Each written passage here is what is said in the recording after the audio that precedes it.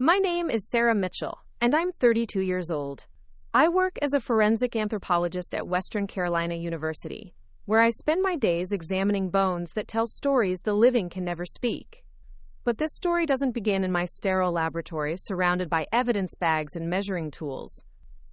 It begins 300 feet underground in the Devil's Throat cave system, where I discovered that sometimes the dead aren't the only ones keeping secrets. It begins the moment my headlamp illuminated two small skeletons huddled together in a limestone chamber, and I realized my husband of 7 years had been living an entirely different life just 20 miles from our home. That day, David looked me in the eye through our kitchen window and waved goodbye like he did every morning, heading off to what I thought was another construction job. He had no idea I'd be rappelling into the very cave where he'd buried his mistakes, or that by sunset I'd know the truth about the woman named Lisa Chen and the little girl who called him Daddy. Before we jump back in, tell us where you're tuning in from, and if this story touches you, make sure you're subscribed, because tomorrow I've saved something extra special for you. The mountains of North Carolina have always held secrets in their ancient limestone bones, carved by water and time into chambers that swallow light and sound alike. I grew up in these hills, learned to read the land like scripture, and found my calling in the spaces between what people claim happened and what the evidence whispers.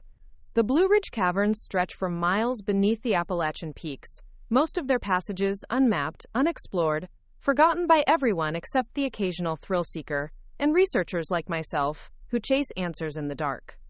Our house sat on Maple Creek Road, a winding street where neighbors waved from their porches and everyone knew when the Hendersons got a new dog, or when old Mrs. Palmer's arthritis was acting up. David and I had moved there right after we married, drawn by the wraparound porch, and the way morning mist clung to the mountains visible from our bedroom window. He'd renovated the kitchen himself, installed hardwood floors with his own hands, and built me a reading nook where I could curl up with forensic journals and case studies. From the outside, we looked like the kind of couple people envied, solid and steady, the type who'd grow old together on that same porch swing. David Mitchell was the kind of man who commanded attention without trying. 6 feet tall, with calloused hands and laugh lines that deepened when he told stories about job sites and difficult clients. He owned Mitchell Construction, a company he'd built from nothing after his father's heart attack left him an old pickup truck and a toolbox full of dreams.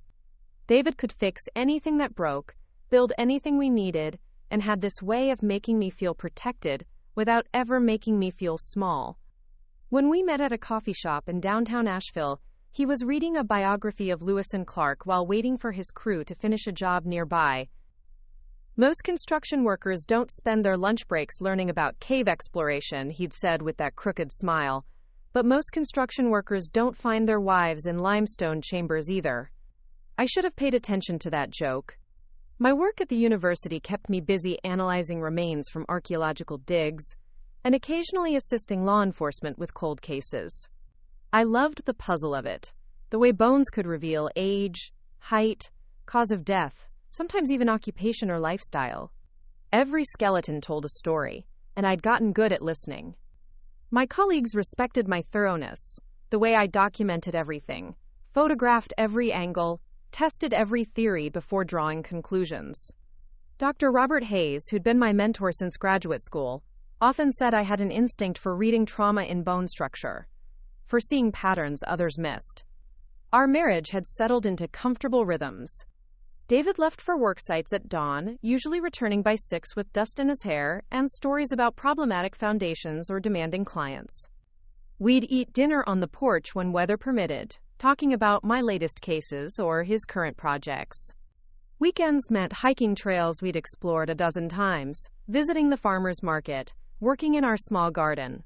He seemed content with our quiet life, never pushed for children though we'd talked about it in abstract terms, never complained when my work kept me late, or called me away to examine remains discovered by hikers or construction crews. The only thing that ever seemed to unsettle David was my caving hobby. I'd been exploring underground systems since college, drawn by the same scientific curiosity that made me good at my job. There was something pure about moving through spaces untouched by human activity, reading geological history and rock formations, discovering chambers that might not have seen light for millennia. David always worried when I went underground, insisted I text him regularly, made me promise never to explore alone. His concern felt protective rather than controlling, another sign of how much he cared. I wish I'd questioned why a man who built his living working in remote mountain locations was so nervous about caves. The call came on a Tuesday morning in October, one of those crystalline autumn days when the mountains blazed with color and the air tasted like wood smoke and possibilities. Sheriff's Deputy Mike Collins had found my number in the university directory, his voice tight with the kind of strain that meant something bad was waiting for professional eyes. They'd discovered human remains in the Devil's Throat cave system, he explained, deep enough that it took specialized equipment to reach them. The bones appeared old, possibly historical, but they needed someone qualified to examine them in situ before determining whether this was an archaeological find or something more sinister. I told David about the call over breakfast, watching him butter his toast with the same methodical care he brought to everything. The job would take most of the day, maybe longer depending on what I found down there. I'd need to hike to the cave entrance, rappel down roughly 300 feet, then navigate narrow passages to reach the discovery site. Standard procedure for this type of fieldwork, though more physically demanding than my usual laboratory assignments. He paused with his coffee cup halfway to his lips, and for just a moment, something flickered across his face. Not worry exactly, but a kind of stillness that made me look twice. Then he smiled and reminded me to pack extra batteries for my headlamp, to text him when I reached the surface, to be careful in those tight spaces where rockfall could trap someone for days. His kiss goodbye tasted like coffee and felt like every other morning kiss we'd shared for 7 years. The Devil's Throat earned its name from the way the main entrance yawned open like a screaming mouth, jagged limestone teeth framing a descent that seemed to swallow all light and sound. Local teenagers sometimes dared each other to peer over the edge, but few had ever attempted serious exploration. The cave system extended for miles in multiple directions, with passages narrow enough to require crawling and chambers large enough to hold entire buildings. Most of it remained unmapped, too dangerous for casual exploration, accessible only to experienced cavers with proper equipment and knowledge of underground navigation.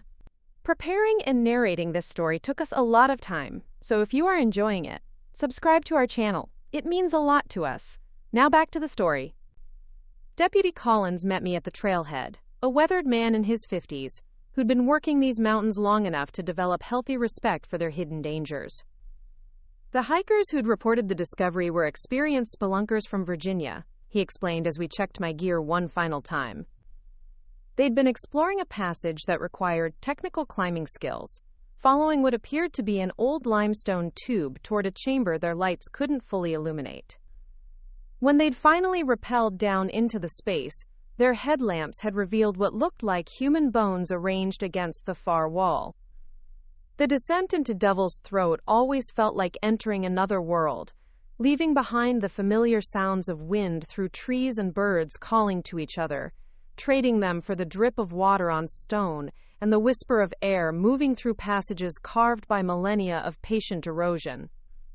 My headlamp beam carved a cone of visibility through absolute darkness, revealing rock formations that looked like frozen waterfalls, like cathedral pillars, like the architecture of some ancient civilization that worshipped in shadow. I'd been exploring caves for over a decade, but each descent still sparked the same mixture of excitement and reverence. These were spaces where human presence felt temporary, insignificant, where geological time stretched in both directions until the surface world seemed like a brief dream. Moving through chambers that might not have been disturbed for thousands of years reminded me why I'd chosen a career reading stories written in bone and stone, seeking truth and evidence that couldn't lie or forget or change its testimony. The passage to the discovery site required crawling through a tube barely wide enough for my shoulders, then rappelling down a vertical shaft using ropes the previous explorers had left anchored to stable rock formations. My breathing echoed strangely in the confined space, and I could feel the mountain's weight pressing down from above, millions of tons of limestone and earth supported by nothing but the laws of physics, and the assumption that what had stood for millennia would continue standing for a few more hours. When I finally emerged into the chamber where the bones waited, My first impression was of a natural cathedral, roughly circular with a domed ceiling that disappeared beyond my light's reach. Water had carved smooth curves in the walls, creating alcoves and shelves where flowstone deposits caught my headlamp beam like frozen tears. The air felt different here, less oppressive, suggesting connections to other passages, or perhaps even distant surface openings that allowed circulation. But it was the scene against the far wall that made me forget about geological formations and underground architecture. Two skeletons sat side by side, backs against the limestone wall, positioned with such care that it immediately ruled out accidental death or natural burial. The larger skeleton appeared to be an adult, probably female based on pelvic structure, with long hair still partially preserved in the cave's constant humidity. The smaller skeleton belonged to a child, perhaps 8 or 9 years old, positioned as though leaning against the adult's shoulder. Both skulls showed obvious trauma, fractures that would have been immediately fatal, but they'd been arranged with tenderness that spoke of love, of someone who'd cared enough to ensure they faced each other in death. Personal effects lay scattered around the skeletons. A woman's purse with contents spilled across the stone floor.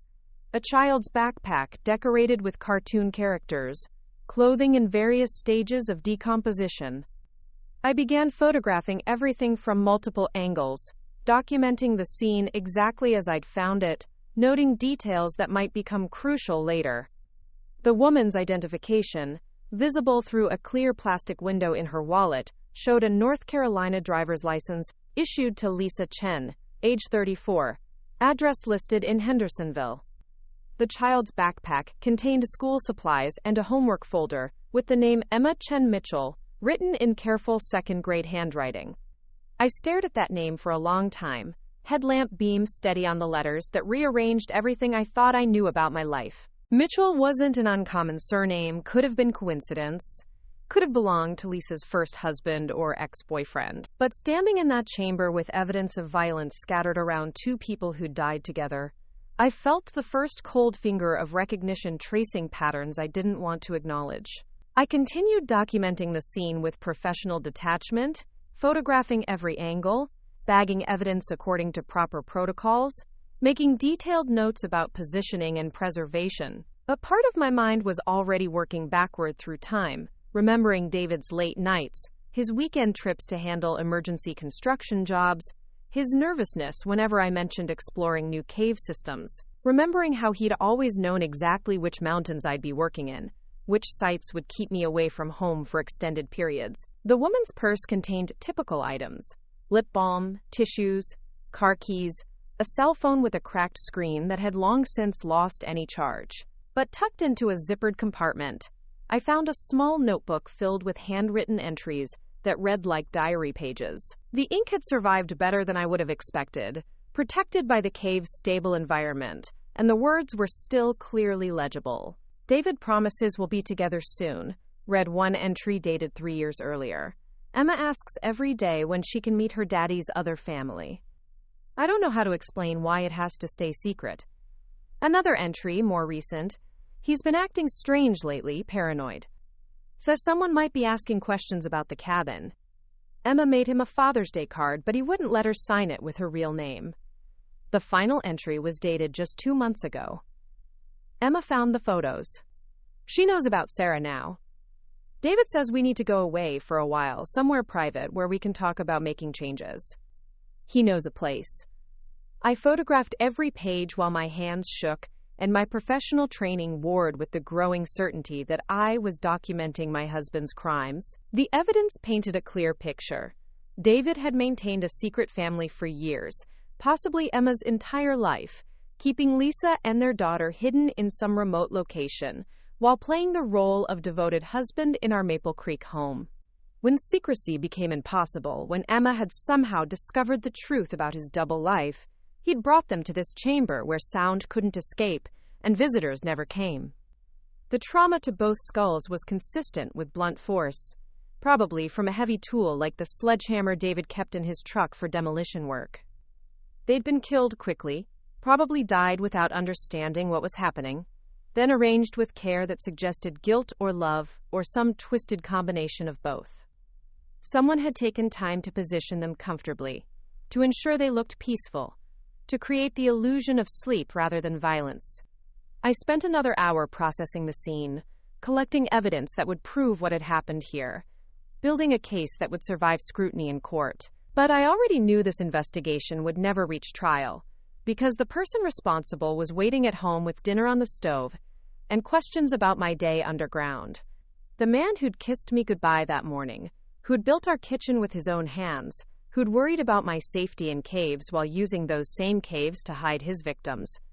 When I finally emerged from Devil's Throat 6 hours later, Deputy Collins was waiting with coffee and questions about what I'd found below. I gave him the preliminary report, explained that we were dealing with a double homicide that would require full investigation and careful evidence processing. I didn't mention the Mitchell name or the notebook entries or the way my wedding ring suddenly felt too tight on my finger. I drove home through familiar mountain roads that looked different now, past neighbors who waved from their porches without knowing they'd been living next door to a killer for 7 years. Our house came into view with its wraparound porch and the reading nook David had built with such care, and for the first time I wondered what other construction projects he'd completed in private. What other secrets might be buried in foundations he'd poured alone. David was in the kitchen when I walked in, stirring something on the stove that smelled like the beef stew his mother used to make. He looked up with the same warm smile he'd worn for thousands of homecomings, asked about my day underground with the same concern he'd always shown for my safety. I watched him move around our kitchen, this man I'd shared a bed with for 7 years, and tried to reconcile the David who worried about my caving expeditions with the David who'd used his knowledge of remote locations to commit murder. The beef stew tasted like ashes in my mouth, but I forced myself to eat while David talked about his day at the Henderson renovation project. He'd encountered problems with the foundation, he explained. Something about water damage that required more extensive work than originally planned. His voice carried the same cadence it always had when discussing job complications, but now I heard different layers beneath the familiar words. Every mention of remote work sites, every reference to projects that kept him away overnight, every casual comment about places where cell service was spotty took on sinister weight. I nodded and made appropriate responses while studying his face for signs I'd missed during 7 years of marriage. The way his eyes shifted slightly when he mentioned timeline changes. The unconscious gesture of running his thumb along his wedding ring when discussing clients who demanded privacy. The practiced ease with which he deflected questions about specific locations or explained delays that kept him away from home. Had these tells always been there, masked by my trust in his carefully constructed persona, or was I seeing deception now only because I knew what to look for? After dinner, David settled into his usual spot on the couch with a beer and the remote control, channel surfing between news programs and old movies, with the contentment of a man whose secrets remained safely buried. I watched him from the kitchen doorway while pretending to clean dishes that were already spotless, memorizing details about this stranger I'd shared a life with. The scar on his knuckle from a job site accident 3 years ago. The way he unconsciously favored his left shoulder, injured in a fall from scaffolding that had kept him home for 2 weeks. The laugh lines that deepened when something on television amused him. These were the physical markers of David Mitchell, construction company owner, devoted husband, man who built reading nooks and worried about cave safety. But underneath that familiar exterior lived someone capable of maintaining parallel lives for years, someone who could murder a woman and child in cold blood, then come home to ask about my day with genuine seeming concern. The disconnect between these two versions of the same person made me question everything I thought I understood about human nature, about the masks people wear, about my own ability to read the truth in faces I loved. I excused myself early, claiming fatigue from the physical demands of cave work, and retreated to our bedroom where I could think without David's presence clouding my judgment. The room felt different now, contaminated by knowledge I couldn't unknow. The antique dresser he'd restored as a wedding gift. The built-in bookshelves, where he'd arranged my forensic anthropology texts with such care. The framed photographs documenting 7 years of marriage, camping trips and dinner parties, and quiet Sunday mornings that had seemed like evidence of our happiness. Now those same photographs looked like props in an elaborate performance, carefully curated scenes designed to support David's cover story. I studied his face in each image, searching for cracks in the facade, moments when his guard might have slipped. But David had been thorough in his deception, maintaining consistent character even in candid shots, even in private moments when he'd had no reason to suspect scrutiny.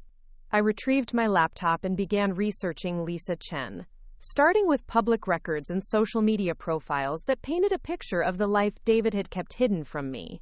Lisa had been a kindergarten teacher at Hendersonville Elementary, well regarded by parents and colleagues, known for her creativity in lesson planning and her patience with difficult students. Her Facebook page showed a woman with kind eyes and an easy smile, someone who posted pictures of classroom art projects and weekend hiking trips with a little girl who shared her dark hair and determined expression. Emma Chen Mitchell appeared throughout Lisa's social media history, but always in carefully cropped photos that never showed other adults, never included captions that mentioned fathers or family gatherings, or the typical events that marked childhood milestones. Looking back through years of posts, I could see the deliberate editing, the way Lisa had constructed a public narrative that erased half of Emma's parentage. Teacher appreciation posts from grateful parents. Photos of Emma's school performances where she stood alone on stage, beaming at an audience I now realized must have included David, watching from shadows while his official family remained unaware of his daughter's existence. The timeline of their relationship became clearer as I cross-referenced dates with my own memories of David's behavior. Lisa's first posts featuring Emma dated back nearly 9 years, which meant David had begun his affair shortly after our wedding. Every business trip he'd taken, every weekend emergency call that required his immediate attention, every evening meeting with potential clients had provided opportunities for maintaining his secret family. I remembered encouraging him to expand his business, to take on larger projects that required extensive travel, never suspecting that his ambition was actually a cover for domestic obligations I'd never been told about.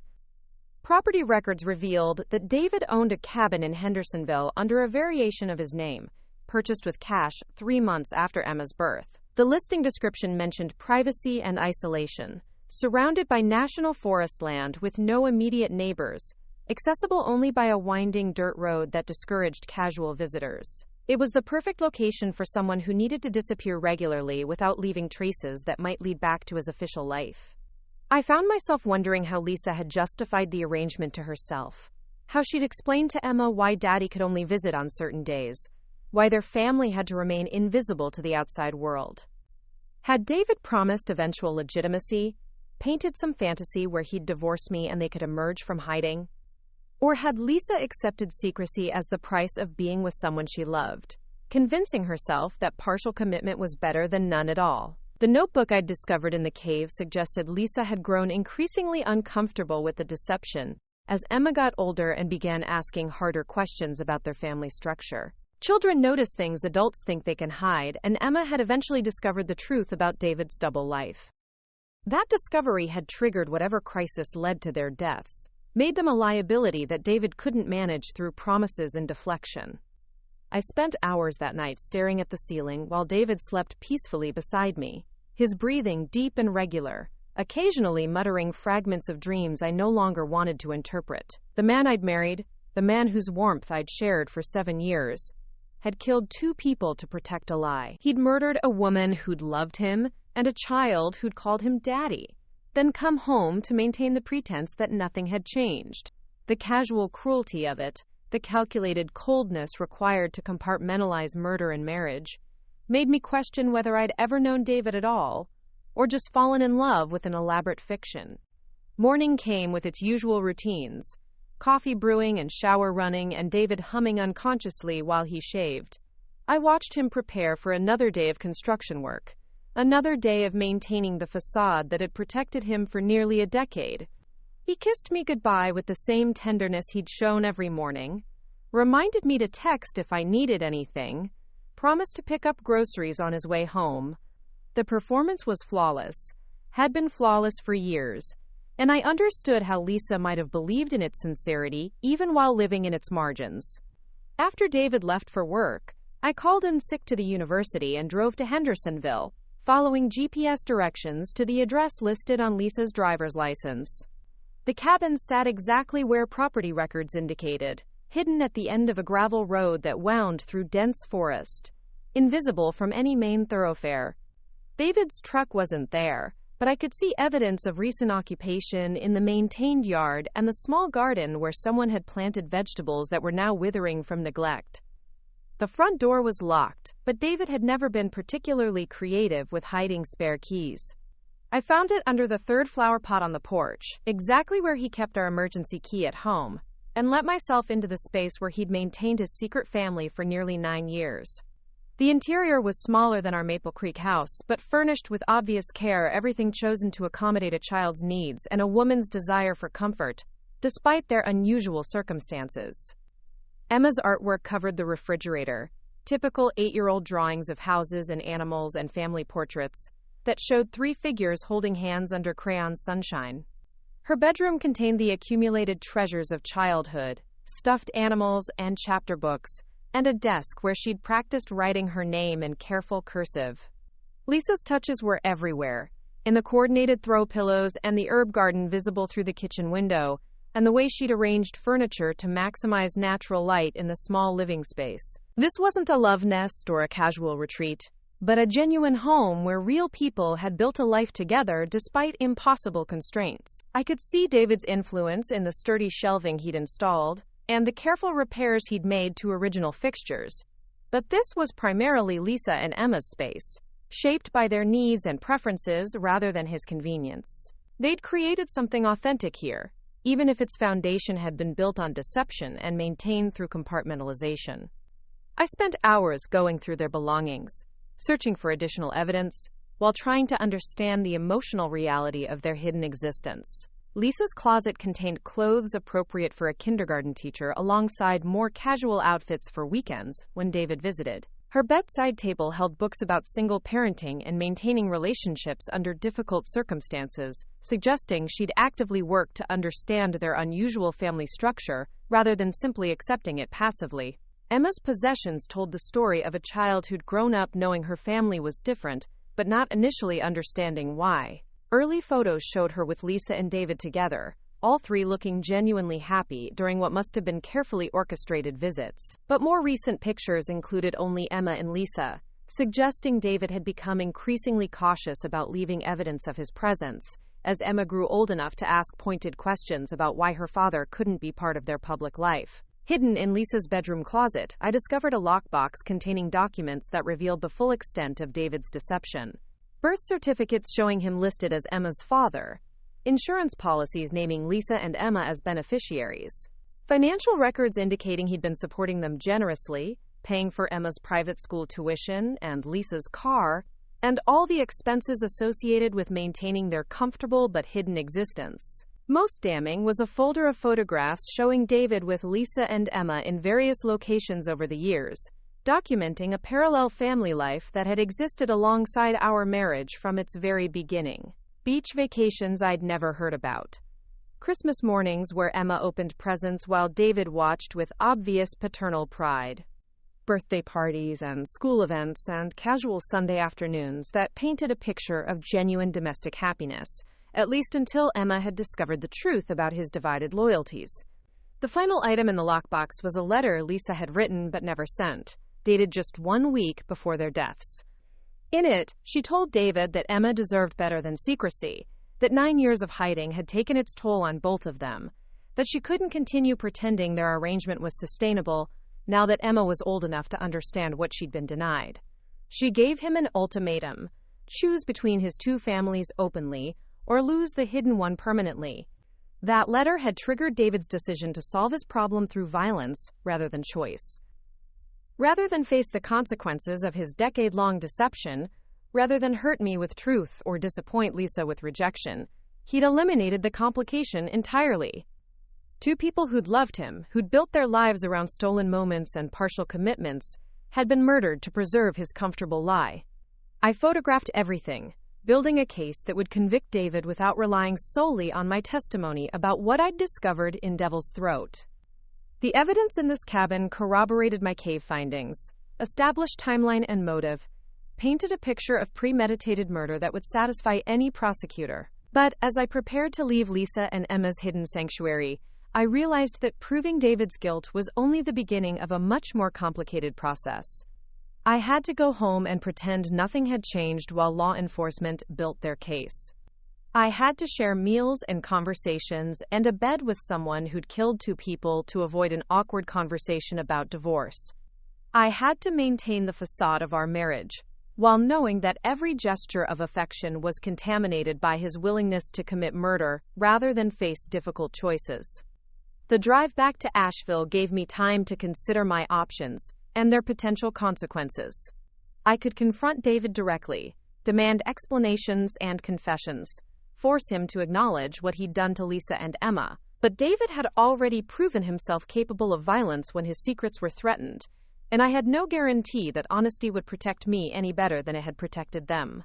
A man who could kill his own daughter to avoid exposure might not hesitate to eliminate a wife who could testify against him. I could report my findings immediately, let law enforcement handle the arrest and investigation while I sought safety with friends or family. But David's construction work had made him familiar with remote locations throughout the mountains, and his knowledge of caves and isolated areas would make him difficult to track if he decided to run. Premature exposure might give him opportunities to destroy additional evidence or create alibis that would complicate prosecution. Instead, I decided to continue the performance while quietly building an airtight case, gathering evidence that would make conviction inevitable, regardless of David's response to discovery. I would be the devoted wife while secretly functioning as the primary investigator into my husband's crimes, using my professional skills and access to his private spaces to ensure that Lisa and Emma received the justice they deserved. The hardest part would be maintaining intimacy with someone whose touch now felt contaminated by violence. I would have to accept his kisses and return his embraces, share our bed and listen to his fabricated stories about construction work, all while knowing that his hands had crushed the skulls of people who'd trusted him completely. The psychological cost of such sustained deception would be enormous, but it was the price of ensuring that David faced consequences for choosing murder over honesty. When I arrived home that evening, David was already in the kitchen preparing dinner, whistling tunelessly while he chopped vegetables for a salad. He looked up when I entered, his face brightening with what appeared to be genuine pleasure at my return. For just a moment I could see why Lisa had loved him, why she'd accepted years of secrecy in exchange for moments like this when his attention felt like sunshine. Then I remembered Emma's homework folder with her hyphenated name, remembered the careful way someone had positioned 2 bodies against a cave wall, and David's smile looked like the grimace of a predator who'd learned to mimic human warmth for hunting purposes. The man chopping vegetables in our kitchen was a stranger wearing my husband's face, and I would have to pretend not to notice the difference until law enforcement was ready to remove the mask permanently. Up next, you've got 2 more standout stories right on your screen. If this one hit the mark, you won't want to pass these up. Just click and check them out.